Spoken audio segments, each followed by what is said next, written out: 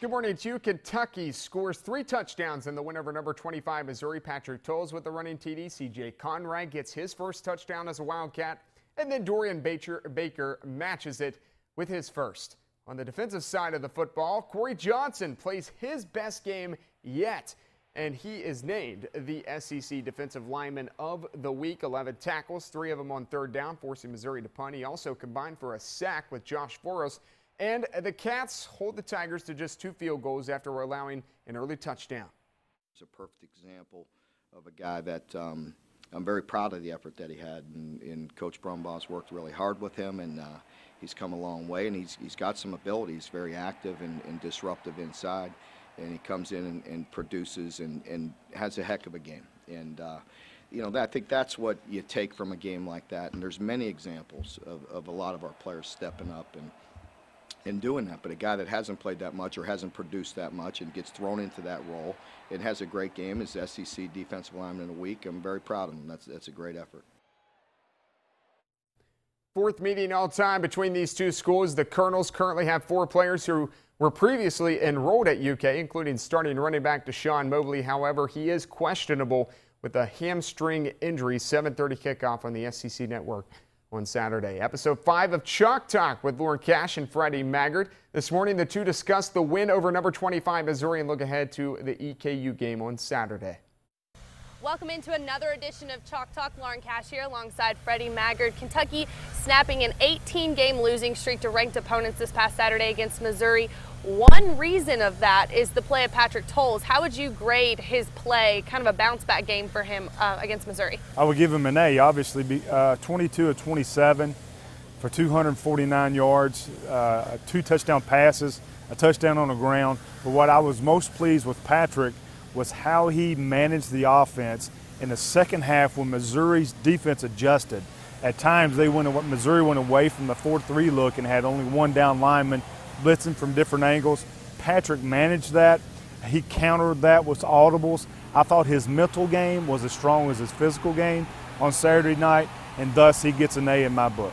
Wide receivers were inconsistent against Florida by not making the routine plays, by dropping passes that should be completed at a very high percentage. We saw against Missouri not only the fundamental catches being made, but Dorian Baker made a couple magnificent catches, one in the end zone, one on the sideline. So I think the talent level of Kentucky's receivers has never been doubted.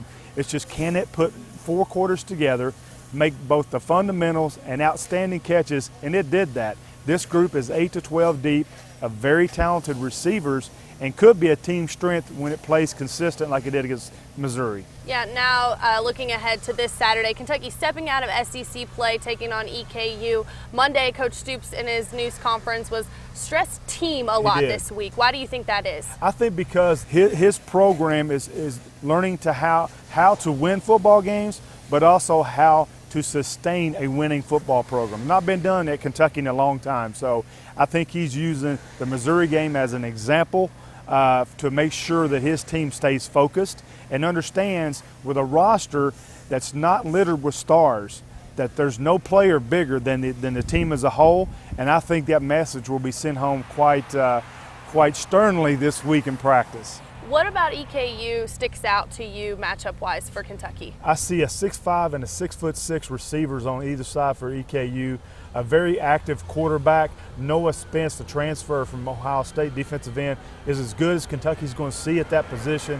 So Eastern has several transfer players as well as homegrown Kentucky players. It's a good mix. It's a good in-state rivalry. But what Mark Stoops made very clear in his press conference, he's going to put up with zero foolishness that stems from that off-season incident, and I think that's positive. And he reminds me of the old saying, when you're in charge, be in charge. There's zero doubt that Mark Stoops is in charge of this football team, and he will not tolerate any nonsense on Saturday. Kentucky looking to build on its big win against Missouri, carrying it over this Saturday against EKU. That game kicks off at 7:30 right here at Commonwealth Stadium. Freddie, thank you once again. Thank you again. I'm Lauren Cash for WYMT Mountain Sports. Always good stuff, guys. The Pikeville football program has 499 wins under its belt. This Friday, the Panthers will go for win number 500 at Hazard. Pikeville, 4-2 on the season. Last year, the Panthers defeated the Bulldogs 49-36. And remember, this is a district game this year with Hazard moving into Class 1A District 8.